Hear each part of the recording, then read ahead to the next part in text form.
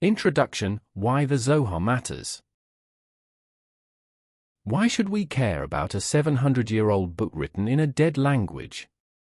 What secrets could possibly be locked within its pages that still captivate minds today?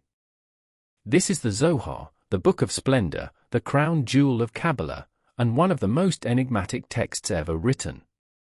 But to simply call it a book is to misunderstand its essence. The Zohar is a mystical journey, a key to unlocking the hidden fabric of reality itself. The Zohar emerged in 13th century Spain, at a time when religious and philosophical ideas intermingled in a rich tapestry of Jewish, Christian, and Islamic thought. It was a period of intense intellectual and spiritual exploration, where scholars sought to uncover divine truths buried beneath layers of scripture and tradition. Attributed to the enigmatic figure of Moses de León, the Zohar is written in Aramaic, a language already ancient even then, and one believed to hold echoes of divine communication. Yet, there are whispers that de León did not author it alone. Some believe he merely compiled or rediscovered teachings from the distant past, perhaps reaching back to the days of Rabbi Shimon bar Yochai in the 2nd century CE, or even further into antiquity. What makes the Zohar so captivating is its refusal to offer straightforward answers. Instead, it weaves a labyrinth of symbols and stories, parables and puzzles, inviting the reader to interpret its cryptic messages through contemplation and personal insight. It is a text that demands participation. The Zohar presents the universe not as a static creation but as a living, breathing reality shaped by hidden forces and cosmic energies. Within its pages, we find profound explorations of the divine realms, the nature of the soul, and the intricate web that connects all existence. At its heart, the Zohar delves into the mysteries of God, not as a distant, unknowable entity, but as a dynamic force that permeates everything.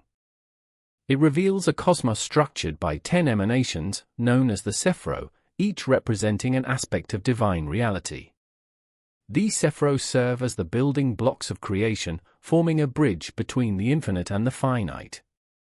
Through meditating on these divine attributes, seekers can ascend spiritual realms, drawing closer to the divine essence. But the Zohar is more than a theological treatise.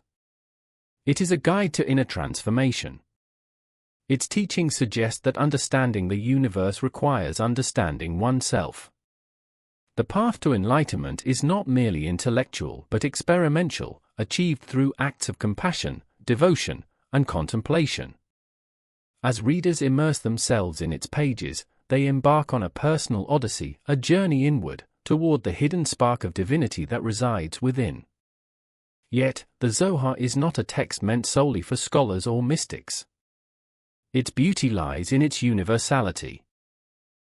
It calls out to anyone willing to dive into its depths, offering layers of meaning that reveal themselves gradually, like the petals of a flower unfurling in the morning light. Each reading peels back another veil, exposing deeper truths, challenging the reader to question reality and seek wisdom beyond the surface of things. In this documentary, we will venture into the heart of this mysterious text. We will trace its origins, unpack its teachings, and examine the lasting impact it has had on mysticism, philosophy, and spiritual thought. The Zohar is not merely a relic of the past, it is a living guide, a beacon for those who seek to illuminate the darkness and uncover the radiant truths hidden beneath the surface of existence.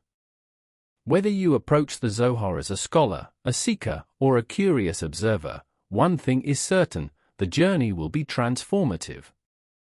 Let us embark on this exploration together, peeling back the layers of mystery to uncover the splendor within. Let us begin.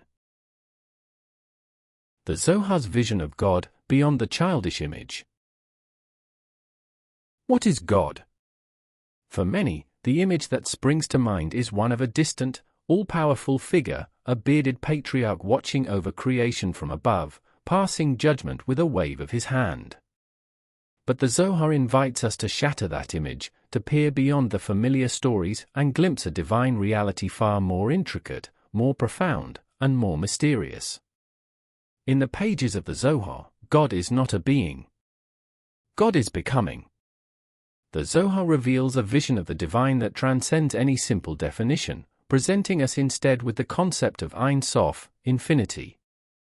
Ein Sof is not merely a name for God but a radical redefinition. It speaks of boundlessness, an endless wellspring of existence beyond comprehension. Before creation, before even the idea of creation, there was Ein Sof, pure, undifferentiated potential. This idea challenges everything we think we know. If God is infinite, how can we describe him? How can the finite mind ever hope to grasp the infinite? The Zohar answers this question not with dogma but with a map of 10 luminous pathways that bridge the infinite and the material world. These pathways are known as the Sephiro.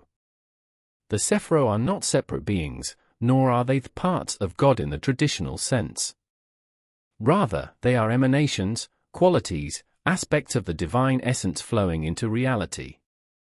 Each Sephira reveals a different face of God, chaste, the boundless love and compassion that gives freely, Gevura, the force of judgment and restraint that tempers chaste generosity, Tiferet, the harmony and beauty that arises from the balance of these opposing forces.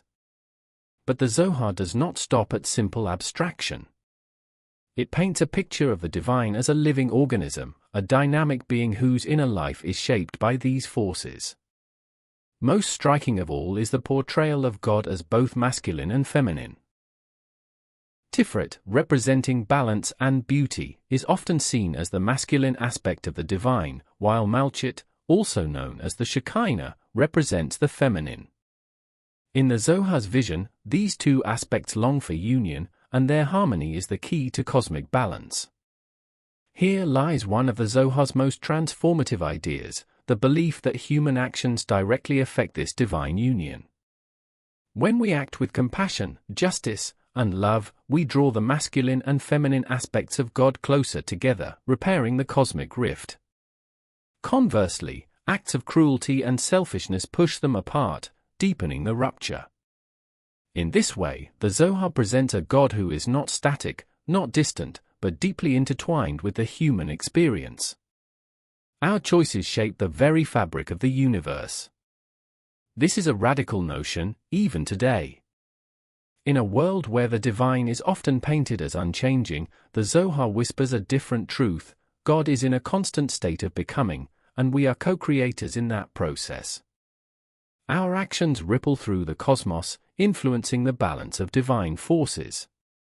In this sense, the Zohar foreshadows modern ideas of co-creation, where the universe is not a machine ticking along without us but a living, breathing entity shaped by our choices. This vision of God as dynamic and multifaceted is not entirely new. The roots of Kabbalah stretch back through the centuries, drawing inspiration from mystical traditions like Ma'aseh Merkava, the work of the chariot. In these ancient teachings, inspired by the prophet Ezekiel's vision of a divine throne, seekers ascended through heavenly palaces in search of a glimpse of the divine. The Zohar takes this concept and expands it, creating a roadmap not just for mystical ascent but for understanding the very structure of reality itself. At the heart of this cosmic drama is the Shekinah. Traditionally understood as God's presence dwelling among us, the Zohar elevates the Shekinah to a role of profound importance. She is the divine feminine, the embodiment of God's nurturing and immanent aspect, and her union with Tiferet is the ultimate goal of creation. Yet, this union is fragile, constantly threatened by human error and neglect. When we stray from the path of righteousness, we exile the Shekinah, leaving the divine unbalanced, incomplete. In one of its most daring interpretations, the Zohar reimagines the story of Adam's expulsion from Eden. According to the Zohar, it was not merely Adam who was cast out. Rather, Adam's sin caused the Shekinah to be exiled alongside him, severing the harmony between the masculine and feminine aspects of God. From that moment on, the task of humanity became clear: to reunite the divine couple, to heal the cosmic fracture through acts of love, justice, and compassion. What emerges from this profound narrative is a vision of reality in which everything is interconnected. The divine is not out there, but woven into the very fabric of existence. Each of us carries a spark of the divine within us, and through our actions, we have the power to bring light into the world, or to deepen the darkness. In the Zohar, God is not a distant monarch, but a living process, a dance of forces striving for balance. The divine is both male and female, light and darkness, justice and mercy. And we, fragile and finite as we are, hold the power to tip the scales. As we continue our journey through the Zohar, we will delve even deeper into these mysteries. We will uncover the stories, symbols, and secrets that make this text not just a book of knowledge, but a guide to transformation. In its pages lies a path toward understanding not only the cosmos, but our place within it. The Zohar beckons us to step beyond the veil, to seek the radiance hidden beneath the surface of things. Let us venture further. Historical roots, from Ezekiel to medieval Spain. The roots of the Zohar stretch far deeper than medieval Spain, winding back through centuries of Jewish mystical tradition. To understand where this enigmatic text emerged from, we must journey to the dawn of Jewish mysticism itself, a journey that begins with a vision. In the 6th century BCE, the prophet Ezekiel stood on the banks of the Chebar River, exiled in Babylon, when he beheld a vision so extraordinary that it would echo through the ages. He saw a great chariot of fire, borne by 4 living creatures, each with 4 faces: man, lion, ox, and eagle. Above this celestial chariot sat a luminous figure, like the appearance of a man, radiant and enthroned. This vision became known as Ma'aseh Merkava, the account of the chariot, and it laid the groundwork for centuries of mystical inquiry. What did it mean to glimpse the divine? Could a mortal soul ascend to such heights? The pursuit of these answers became the beating heart of Jewish mysticism. Over time, seekers of divine knowledge refined their practices into a discipline. By the time of Rabbi Akiva and his disciples in the 2nd century CE, this mystical path had become a perilous journey. Tales were told of 4 sages who entered the paths, the orchard of divine secrets. One died, another went mad, a third became a heretic. Only Rabbi Akiva entered in peace and departed in peace. This was no mere meditation, it was a soul-shaking encounter with the divine, accessible only to those who had mastered the Torah and purified their hearts. The journey into divine mysteries required more than intellect, it demanded spiritual readiness, a profound humility, and the courage to face the unknown. As Jewish communities migrated into Europe, these traditions traveled with them. In the vineyards of Provence, France, in the 12th century, whispers of a new mystical tradition began to crystallize. Here, Kabbalah was born, its name meaning received tradition, passed down from master to disciple. The proven Kabbalists delved deep into the nature of God and creation, but they also sought practical mystical knowledge, how to elevate the soul, how to align one's actions with the divine flow. The mystics of Provence were not content with studying ancient texts, they believed that through meditation, prayer, and righteous living, one could directly experience the divine presence. The Jewish mystics of Provence also began to reinterpret the Torah through a mystical lens. Every letter, word, and phrase held hidden meanings, layers of divine wisdom waiting to be uncovered. The study of these esoteric truths was not merely an intellectual pursuit, it was a transformative process. To engage with the divine mysteries was to open oneself to profound personal change, to become a vessel for divine light. By the 13th century, these ideas had migrated across the Pyrenees into Spain. There, Jewish mystics found fertile ground for exploration. Spain, under Christian and Muslim rule, was a crossroads of cultures and ideas. Philosophers like Maimonides grappled with a rational understanding of God, while others turned to mysticism for a more intimate connection. Into this vibrant intellectual landscape emerged the Zohar, the radiant crown of Kabbalistic thought. The Zohar did not appear fully formed. Rather, it emerged quietly, circulated in manuscripts, attributed to Rabbi Shimon bar Yochai, a 2nd century sage who, according to legend, hid in a cave for 13 years, sustained by divine revelation. But modern scholarship points to another figure, Moses de León, a Spanish mystic and scribe who compiled these teachings in the late 13th century. Some say he wrote the Zohar himself, inspired by the mystical currents of his time. Others believe he pieced together ancient fragments. In either case, the result was a text that resonated with the longing for divine intimacy. The Zohar was more than a commentary on the Torah. It was a mystical novel, weaving together stories of Rabbi Shimon and his companions wandering the Galilean hills, uncovering hidden meanings in Scripture. It painted a cosmos alive with divine energy, where each human action rippled through the fabric of creation, aiding or hindering the union of the masculine and feminine aspects of God.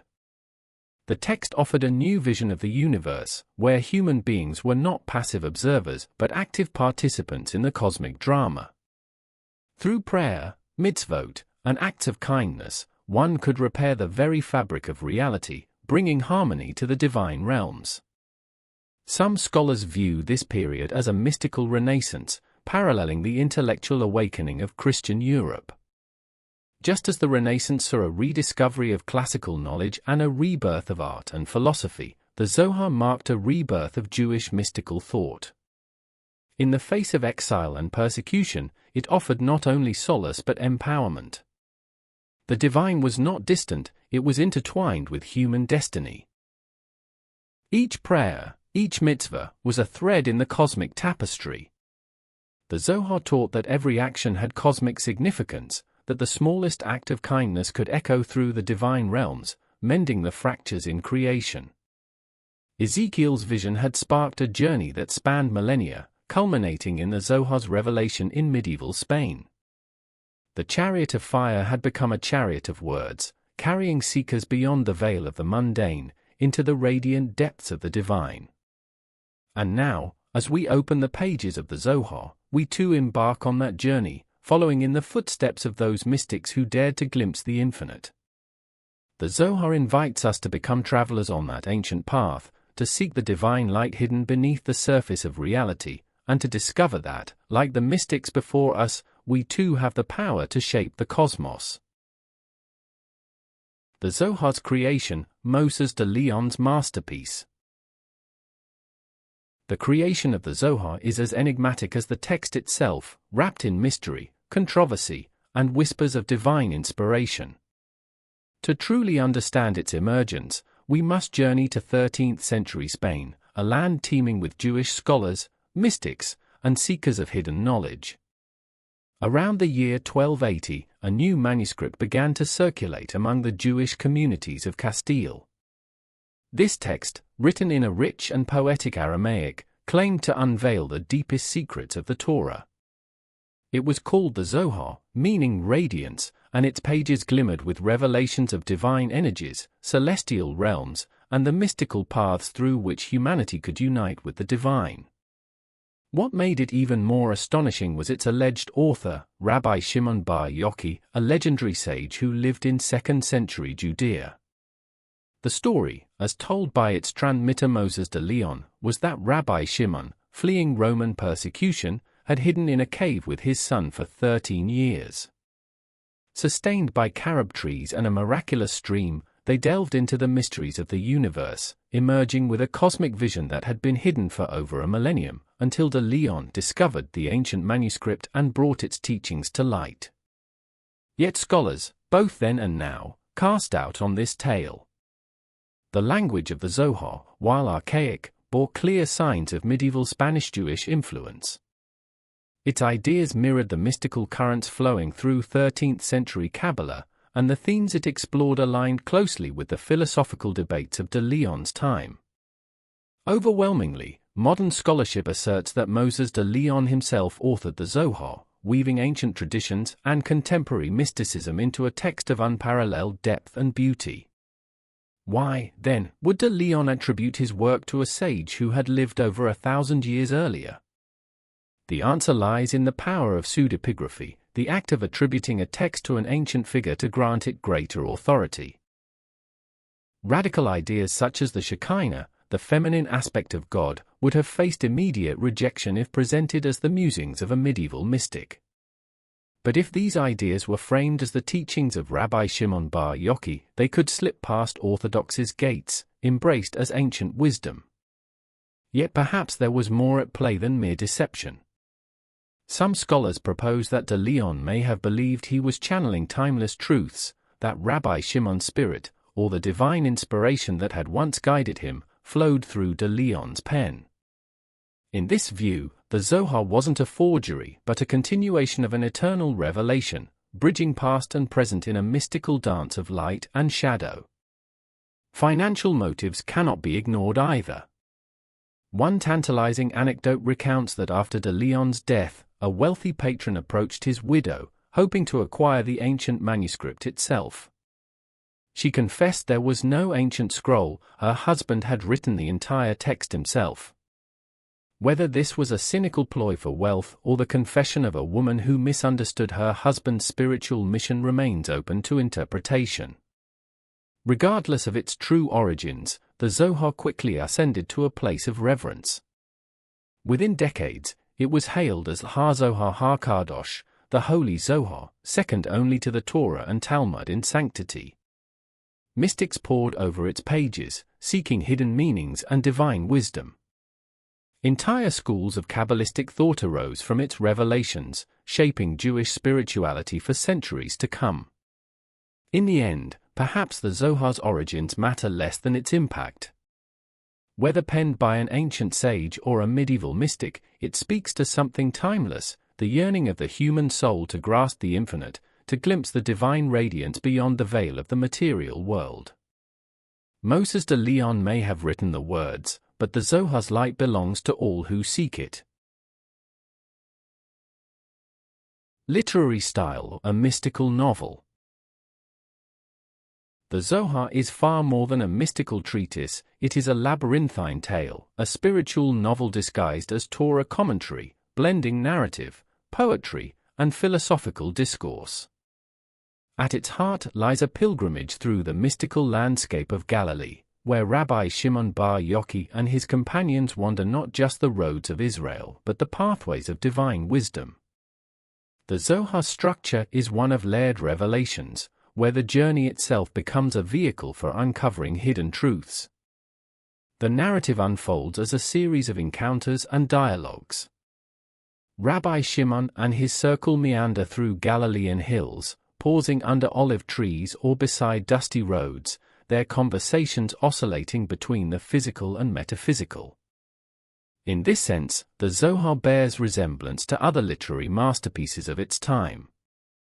Like Dante in the Divine Comedy, Rabbi Shimon embarks on a guided journey into spiritual realms, unveiling celestial mysteries. Similarly, the episodic nature of the Zohar echoes the Canterbury Tales, where travelers exchange stories and insights on the road. There is even a touch of Don Quixote in the questing nature of Rabbi Shimon and his band, where reality bends into allegory, and the mundane reveals the miraculous. One of the Zohar's most captivating aspects is its use of enigmatic characters who embody the principle that divine wisdom hides in unexpected places. Take, for example, the tale of the donkey driver. Rabbi Shimon and his disciples, wearied by travel, encounter a seemingly foolish donkey driver along the road.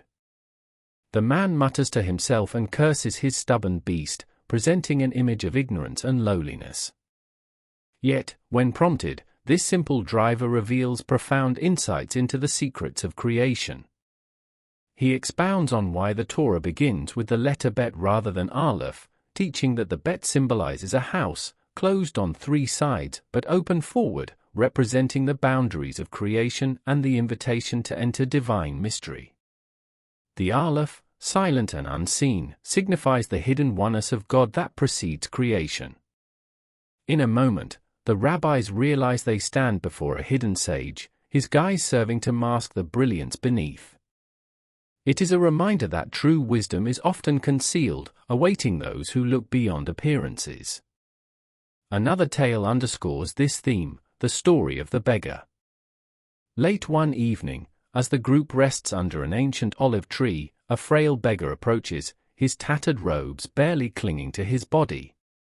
He stretches out a trembling hand for alms, and the disciples, moved with pity, offer him a coin. Yet, as he lingers, Rabbi Shimon senses a hidden depth in the man. When asked about the Holy One, the beggar speaks with poetic brilliance, describing the Shekinah, the divine feminine presence, as dwelling among the exiled and the suffering. When Israel weeps, the beggar whispers, the Shekinah weeps with them, her tears watering the earth for redemption. In these words lies a mystical teaching that the divine is not distant but suffers alongside humanity, yearning for unity. As the beggar hobbles away, the rabbis are left in awe, recognizing they have been blessed by a hidden master. These stories are not mere parables, they are living lessons wrapped in narrative form. Through such encounters, the Zohar teaches that divine wisdom is not monopolized by scholars or hidden in celestial realms. Rather, it can be glimpsed in the humble, the broken, and the ordinary. This democratic vision of enlightenment makes the Zohar not only a mystical guide but a spiritual adventure, inviting readers into its mysteries much like a medieval role-playing game. Each story, each teaching, is a step along the path, with every reader a seeker, tracing the footsteps of Rabbi Shimon and his companions. In this way, the Zohar transforms the act of reading into a form of spiritual ascent. The text does not merely instruct, it beckons. Each dialogue is a veiled invitation to join the sages in their quest, to listen for the whispers of the Shekinah in the wind and to discover that the road itself is the revelation. Through its rich narrative tapestry, the Zohar offers not just knowledge but an experience, a journey of the soul into the heart of divine mystery. Key teachings: infinity, nothingness, and creation. Before the first flicker of light, before even the concept of existence, there was only the infinite. The Zohar calls this unknowable expanse the Ein Sof, meaning without end. It's not just eternal, but boundless in every sense, beyond time, beyond space, beyond thought. To even say it exists is almost misleading, because it precedes existence itself. The Ein Sof is not a being, but the very potential for being. A presence so vast it feels like absence, like a silence so profound that it hums with possibility. And from this boundless infinity emerges a paradox, ayin, nothingness. Not the void of emptiness, but the fertile ground of all creation. In the Zohar's vision, creation doesn't begin with something, but with nothing. Ayin is the hidden wellspring, the womb of reality, the silent spark before the flame. Imagine standing at the edge of the cosmos, where existence hasn't yet begun, and feeling the hum of something vast, just out of reach. That is Ayin, the sacred silence before the word, the formless depth from which all form arises. The Zohar paints this moment of creation not as a simple act, but as a process. A contraction. A drawing in. The Ein Sof, in its infinite fullness, contracts itself to make space for creation, a concept known as Tzimtzum. From this nothingness, a single point emerges, a spark piercing the darkness. It is the first glimmer of Chokmah, wisdom, the seed of all that would come to be. In its presence, Bina arises, understanding, to receive and shape it.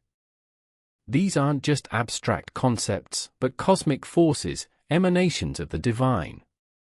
The first ripple in the stillness of Ayin, like a stone dropped into a silent pool, sending waves through the fabric of reality. The opening words of Genesis hold a secret. We usually read, "In the beginning, God created the heavens and the earth." But the Zohar sees a deeper truth. With beginning, it created Elohim. Not that God created the universe, but that the act of creation itself brought forth God, Elohim. creation wasn't an act of a being, but the very unfolding of being itself. A cosmic spark igniting reality. The divine manifests through creation, as if the infinite needed to become finite to be known. And in that instant, the Sephiro emerge, 10 luminous vessels, each holding a facet of the divine. Like light passing through a prism, the infinite refracts into form, Kheta, the crown, pure potential, Chokmah, wisdom, the flash of inspiration, Bina, understanding, the shaping of ideas, chaste, loving kindness, the outpouring of grace, Gevurah, judgment, the necessary restraint, Tiferet, beauty, the harmonious blending of opposites, Netzach, endurance, the force that propels forward, Hod, splendor, the brilliance of divine majesty, Yesod, foundation, the channel through which the divine flows into the world, and finally, Malkut, kingdom, the physical realm, the world we know. Reality, as we experience it, is the final ripple of this cosmic unfolding. The Zohar describes this moment with poetic brilliance. A spark of impenetrable darkness struck, and from its mystery emerged a single point of light. Like a seed bursting forth into the void, the infinite contracted, and the worlds were born. It reads almost like modern cosmology, the Big Bang, an explosion of energy giving rise to matter and form. But here, the explosion is not physical but spiritual. Existence itself is an unfolding of divine light, filtered through these 10 emanations, each one shaping the raw potential of iron into the complexity of creation. Yet creation isn't just a single event lost in the distant past. The Zohar teaches that creation is continuous, happening in every moment. Divine light flows eternally through the Sephiro, cascading down through these vessels, sustaining all that exists. Each heartbeat, each breath, each flicker of consciousness is a pulse of that primordial light, renewing the cosmos. Creation is a living process, an eternal becoming. In this vision, the role of humanity is profound. We are not mere spectators in this cosmic drama, we are participants. Our actions, thoughts, and prayers influence the flow of divine light. Each mitzvah, each act of compassion or wisdom, aligns us with the Sephiro, drawing down blessings into the world. In this way, humanity becomes a bridge between the infinite and the finite, between heaven and earth. The Zohar teaches that to understand creation is to glimpse the mind of God, to see the hidden threads that weave reality together. Each moment holds a spark of the infinite, every breath a ripple of that first contraction. The universe is alive with meaning, a mystical dance of light and darkness, being and nothingness. Every action, every thought, every whisper of the soul shapes the cosmic balance. And so, the act of creation is not merely a tale of beginnings. It is the story of now, the secret pulse behind every atom, the quiet hum of infinity, forever unfolding. We are all part of this endless creation, woven into the very fabric of existence, each life a note in the symphony of the cosmos, resonating with the divine. The feminine divine, Shekinah's revolution. In the heart of the Zohar's mystical vision lies a revelation both profound and radical, the Shekinah, the divine feminine, the hidden half of God. To speak of God in feminine terms was nothing short of revolutionary. In a religious landscape long dominated by masculine imagery, the Zohar whispers of a secret presence, dwelling quietly in the shadows, waiting to be remembered, waiting to be reunited with her divine counterpart. The Shekinah is not merely a poetic flourish. She is the living pulse of creation, the immanent presence of the divine in the world. While the Ein Sof represents boundless infinity, and the Sephiro chart the cosmic process of emanation, the Shekinah is the bridge between heaven and earth. She is the last of the Sephiro, Malkut, kingdom, but she is more than a final step in the divine descent. She is the divine in exile, the heartbeat of compassion, the mother of the world. The Zohar tells us that when humanity fell from grace, when Adam and Eve left Eden, it was not merely a human exile. The Shekinah was driven out as well, separated from her divine counterpart. In the verse from Genesis, he drove out it, the Zohar reveals a hidden meaning. It is not merely a grammatical marker. It is the Shekinah herself, expelled alongside Adam and Eve, severed from the unity of the divine. In this exile, she wanders with her people, weeping for their sorrows, sharing in their trials. In this vision, God is not a distant king upon a throne, but a grieving mother, a wounded bride, yearning for reunion. The Shekinah is not found in palaces or temples but in the broken-hearted, in the outcast, in the quiet moments of kindness and compassion. She dwells in the Sabbath Queen, descending each week to reunite with her divine partner in a fleeting embrace, only to part again as the day fades. Each Shabbat becomes a cosmic event, a moment of healing, a taste of the world to come, when separation will end, and the divine will be whole once more. The Zohar's portrayal of the Shekinah is a profound rebalancing of the cosmic order. In a time when the divine was often portrayed as distant and patriarchal, here is a vision of God as intimate, nurturing, and close at hand. She is the indwelling presence, the mother of the world, the compassionate one who dwells with Israel in exile. She is the divine feminine, hidden in plain sight, waiting to be revealed. But more than a mere presence, the Shekinah is activated by human action. When a righteous person performs a mitzvah, a divine commandment, it is not merely an act of obedience. It is a mystical act of reunification, a binding of heaven and earth. Each good deed draws the Shekinah closer to her divine counterpart, repairing the fractures of creation. The righteous become partners in the cosmic process, healers of the divine itself. The actions of humanity ripple through the heavens, each mitzvah like a thread, weaving the Shekinah back into unity. This is the radical heart of the Zohar's vision: the divine is not whole without humanity. The Shekinah's exile mirrors our own, and her redemption is bound to ours. In the darkness of the world, in moments of pain and loss, she is there. And in acts of compassion and love, we help her rise, weaving the fabric of reality back together. The Shekinah's story is a quiet revolution. It whispers of a time before the masculine god ruled alone, of ancient memories of goddesses and queens, of a divine balance lost and waiting to be restored. It answers a deep human yearning for a nurturing, intimate connection to the divine, a longing that echoes through the ages. The Shekinah does not dwell in temples of stone, but in the human heart, in the sparks of love and justice that shine through even the darkest night. In the Zohar, each word is a seed, planted in darkness, waiting to bloom. The Shekinah is that bloom, fragile and beautiful, a testament to the hidden wholeness of the universe. To understand her is to understand that the divine is not only above us but within us, yearning, waiting, calling us home. Every act of compassion becomes an offering, every moment of love a prayer. In our kindness, the Shekinah rises.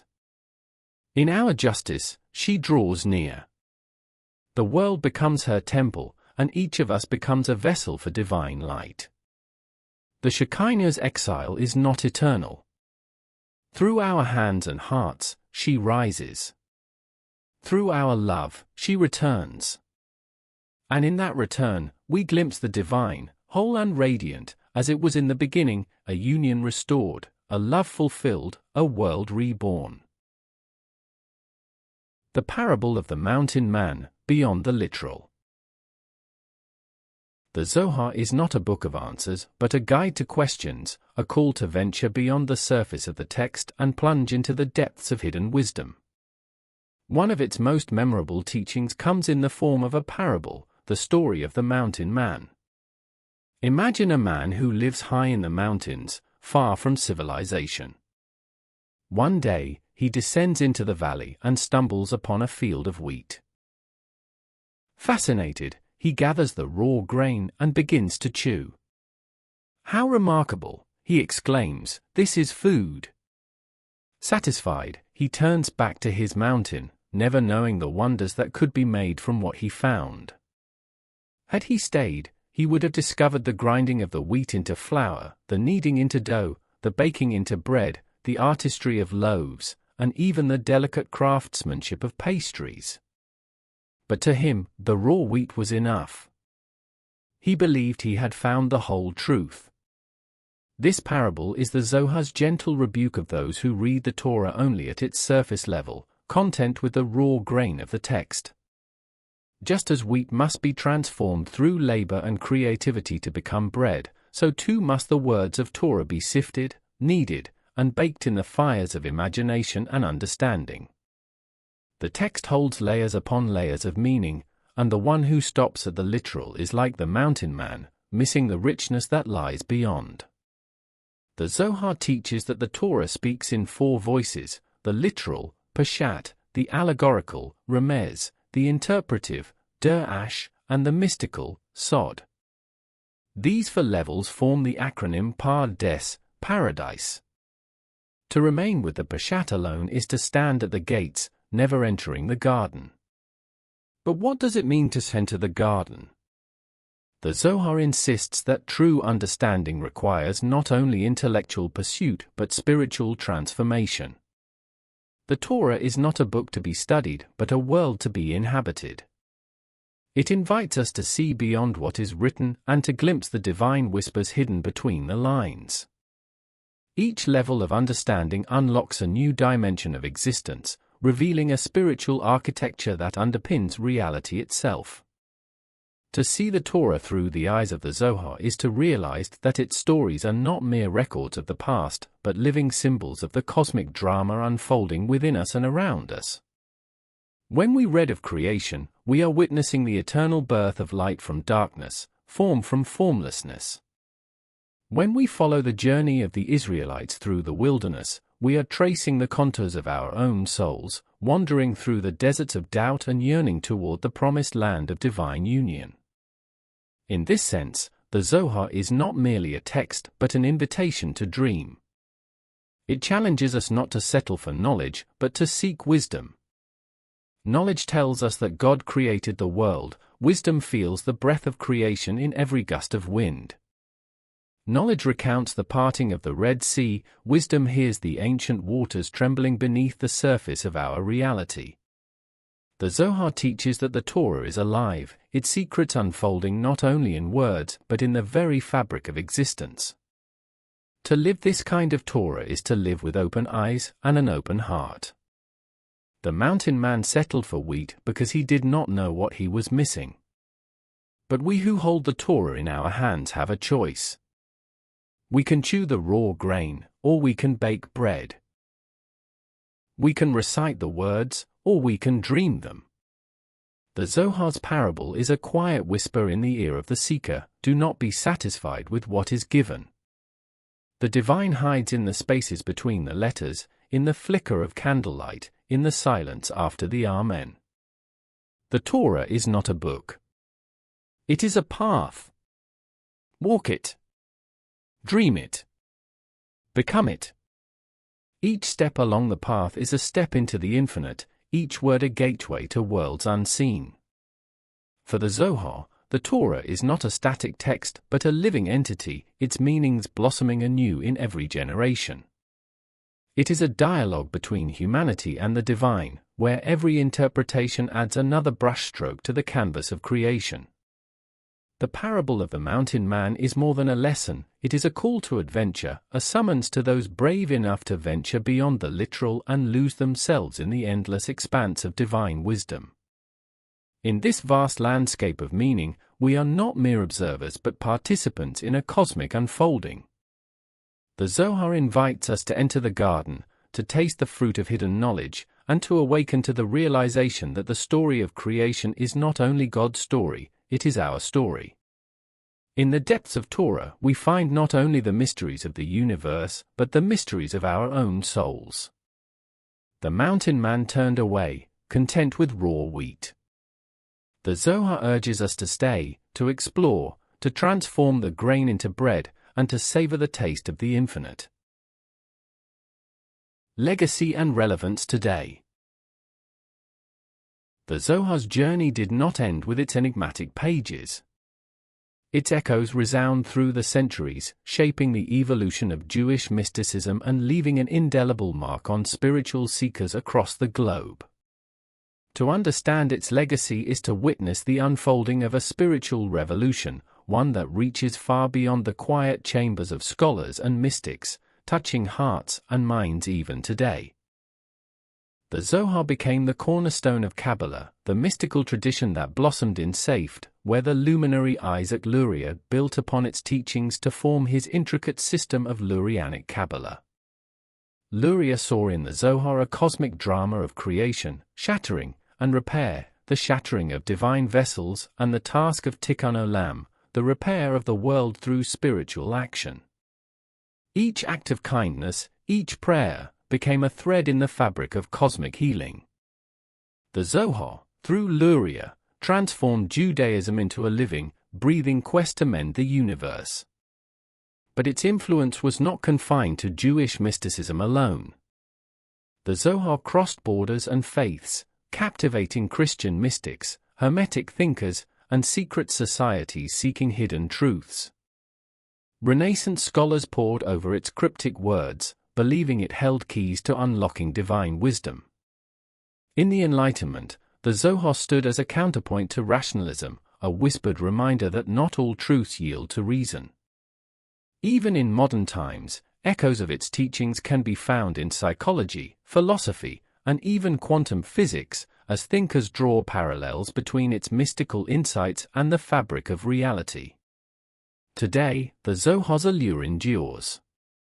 In a world where certainty seems fleeting, where the mysteries of existence remain as tantalizing as ever, the Zohar offers something profound, the embrace of the unknown. It does not demand blind faith but invites questions. It does not offer simple answers but sparks a journey. Its teachings of divine unity, hidden layers of meaning, and the interplay of light and darkness resonate with modern seekers yearning for depth in an age of superficiality. In a time when spirituality is often reduced to sound bites and slogans, the Zohar stands as a beacon for those willing to venture deeper. Perhaps the greatest gift of the Zohar is its empowerment. It whispers that each person is a participant in the divine unfolding. Every action, every choice, ripples across the fabric of existence. It teaches that the divine is not distant but pulses through every moment, every breath. The search for God is not a quest to ascend a heavenly ladder but to dive deep within the self, to find the sparks of divinity hidden in the mundane. It offers a radical perspective, that the everyday can be infused with holiness, that the divine is not separate from us but interwoven with our lives. For those who engage with its pages, the Zohar becomes more than a book, it becomes a companion, a guide through the labyrinth of existence. It teaches that wisdom is not found in answers, but in questions, not in certainty, but in wonder. It calls us to look deeper, to peel back the layers of reality, to uncover the hidden sparks that shimmer beneath the surface. In its pages, we find permission to wonder, to question, to seek. In this sense, the Zohar is not a relic of the past, but a living text. Its cryptic beauty challenges us to move beyond the literal, to see the world not as it appears, but as it could be.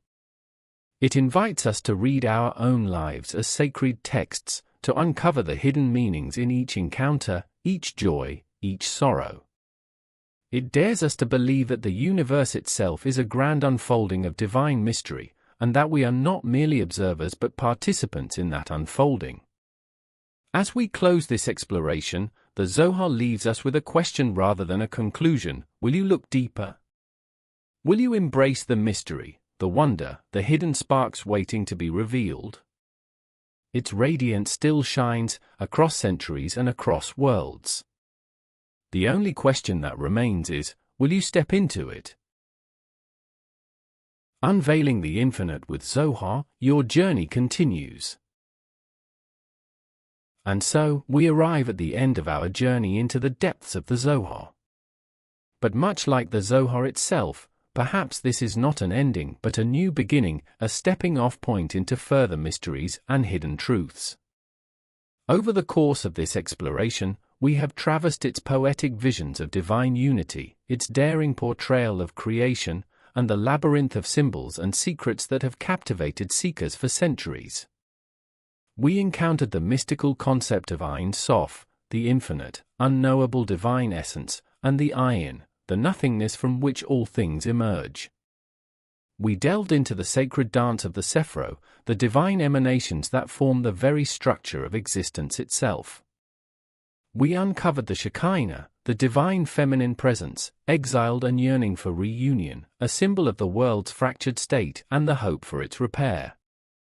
Through parables and cryptic visions, the Zohar whispered that behind the veil of the visible lies a deeper, hidden reality, one that can only be uncovered through wisdom, understanding, and a heart open to mystery. Yet what makes the Zohar endure is not just its age or its esoteric knowledge. It is its invitation to each of us. It invites us not just to read, but to experience, not just to understand, but to transform. The Zohar is not a book to be studied from afar, it is a path, a journey, a way of seeing the world anew. It calls upon each of us to seek out the hidden sparks of divinity buried within ourselves and the world around us. In every moment, in every choice, we become participants in the ongoing act of creation. If this glimpse into the Zohar has sparked something within you, then I invite you to continue exploring these profound teachings. What idea resonated with you the most? Was it the notion of divine unity, the interplay of masculine and feminine energies, or perhaps the idea that the Torah itself holds infinite layers of meaning? Leave a comment and share your thoughts. Let's start a conversation. And if you'd like to dive even deeper, be sure to like and subscribe to Book Therapy. This is just the beginning. In future videos, we may explore more about Kabbalah, and perhaps even unpack some of the Zohar's most enigmatic passages line by line. The Zohar teaches that hidden within darkness lies a spark of divine light, waiting to be uncovered. Perhaps, as we close this chapter, that spark is now within you. The journey is yours to continue. Until next time, may you walk in light and mystery.